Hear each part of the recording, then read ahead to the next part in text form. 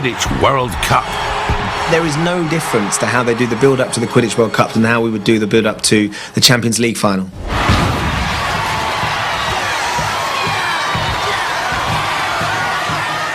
That was a magnificent moment, the Wizards Millennium Stadium or whatever it is, the first time you see that, and it looks like it's going to be like Wembley, even though it's got a different set of arches. But then it's this sort of kind of huge, like the inside of a South American prison with endless walkways. It's the Irish! Let's try! And Millet! But while the big stuff is awesome, what's fascinating about this is that in the world of Potter, no detail is too small.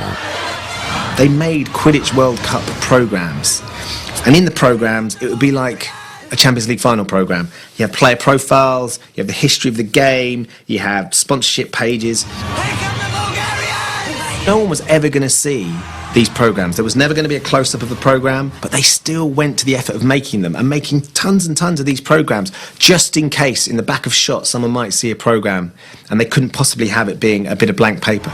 Look, there's one. That bloke's reading it. And if you're wondering where England are, they didn't qualify. Looks like they got that detail right as well. I think that's a joke on J.K. Rowling's part then. This is the moment the world goes, wow, these guys can really, really act. Frustrated by their battle against the Dark Lord Voldemort, here an exhausted Harry and Ron genuinely turn on each other. What's wrong? Wrong? Nothing's wrong. Not according to you, anyway. It was very difficult because me and Rupert get on so well and laugh so much that actually to kind of really have to have a go at each other was quite hard. If you've got something to say, don't be shy. Spit it out. All right, I'll spit it out. But don't expect me to be grateful just because now there's another damn thing we've got to find. I thought you knew what you signed up for. Yeah, I thought I did too. He just doesn't believe that Harry's given all the information out. He thinks Harry's holding back. I thought you knew what you were doing. I thought Dumbledore would have told you something worthwhile. I thought you had a plan. I told you everything Dumbledore told me. Then, of course, he sees Harry with kind of getting quite close with Hermione and all this kind of paranoia and doubt. And, yeah, so it just kind of erupts. You think I don't know how this feels? No, you don't know how it feels. Your parents are dead. You have no family. Stop! Stop! Finally, go! Go then! That fight, I mean, I remember that day and just thinking, wow, these guys really might hit each other. They really, it was a really intense scene. They did an incredible job. I must ask you not to scream. It might provoke them! But for us, this counts as a little light relief. Cornish pixies. Freshly caught Cornish pixies. A Cornish pixie, what is that? It's a little sort of mischievous character. Looks quite sort of cuddly initially, you know, it looks like you could be a nice pet. See what you make of them.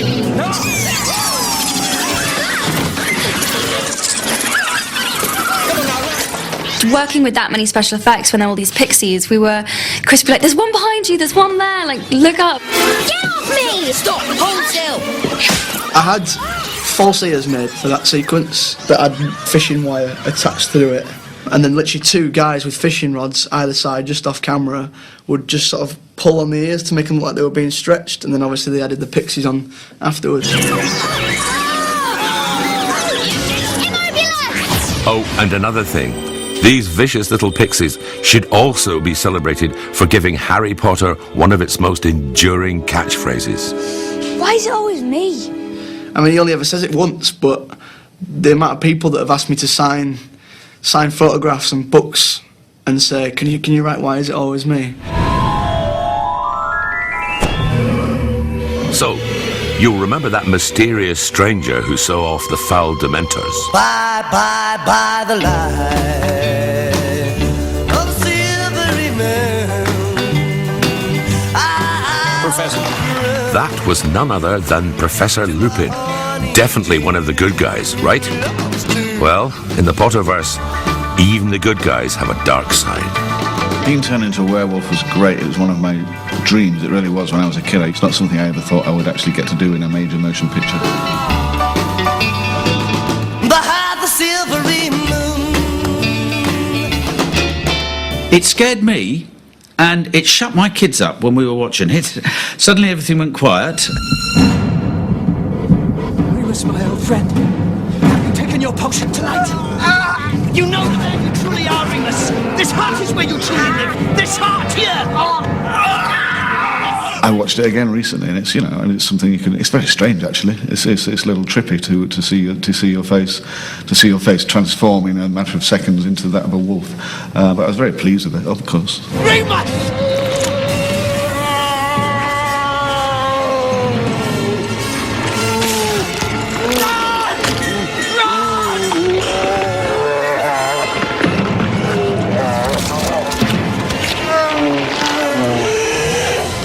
Werewolf was different to your more typical werewolves. It was very much a lithe, emaciated, slightly more sad creature. It was almost like this was an illness.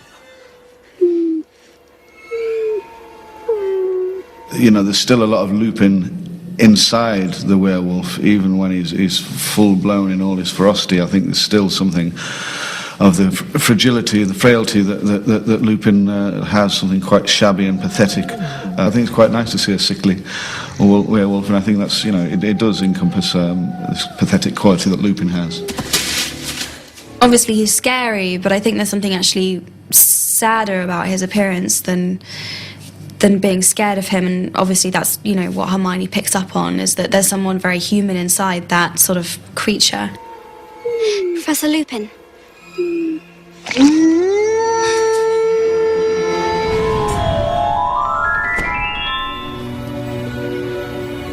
You're a really good teacher, Harry. This is a moment that broke teenage hearts all over the world.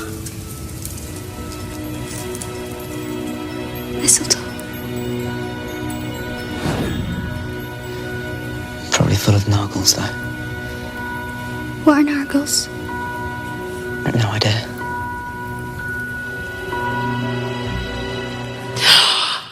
That's so exciting!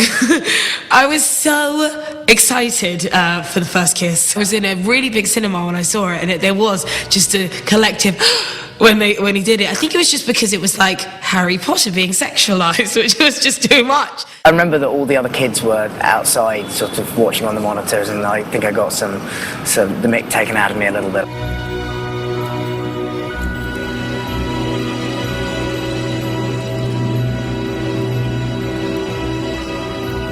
'80s, very beautiful, and so that was kind of, you know, that was quite, well, you know, it's fun. It's a nice part of your job as an actor. Occasionally you get to kiss very attractive women.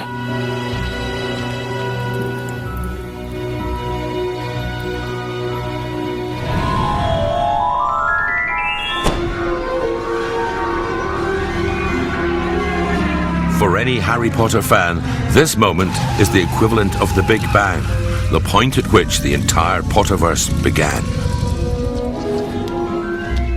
Professor Dumbledore, sir. Professor McGonagall.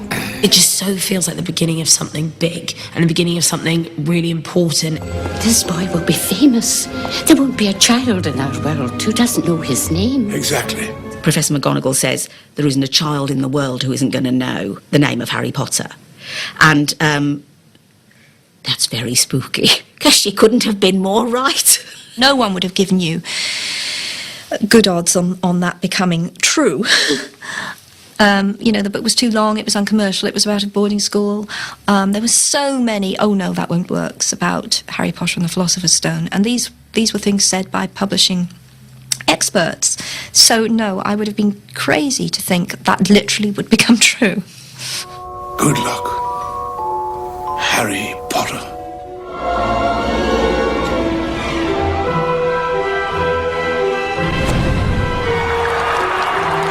More than 2,000 people worked on each and every Potter film. It's no wonder they created so many memorable moments. When Dobby died, I was a mess. When Dobby died, I cried. You're on the